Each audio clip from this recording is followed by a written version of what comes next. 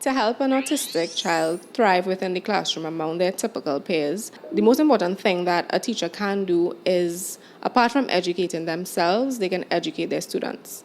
So usually, like for our camps, for instance, that's where we see a lot more of the inclusion taking place because we have a lot more typical and neurodiverse students in our settings. So one of our first weeks, we take the time to do a lot of exercises with the children because a lot of the children that interact with students who are neurodiverse, they have never done so. They never saw someone with autism. They never interacted with someone who has Down syndrome.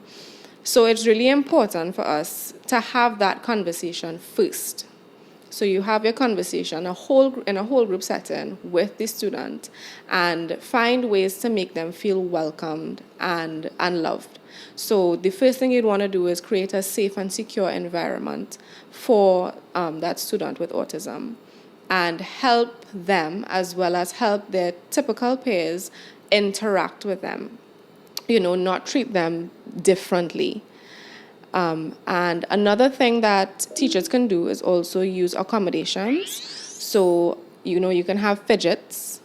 So if a child becomes very anxious because maybe they have social anxiety, you can have like a quiet area or you could create fidgets for that child. And that really does help them to relax and regulate their behaviors. Another thing that teachers can do is create different lessons. So you modify your lessons to suit the needs of the child. So let's say you're teaching money. You can teach money in a variety of ways, and one way in teaching one group of children may not necessarily work for your autistic child. So you incorporate different ways to bring across the lesson that you're trying to teach.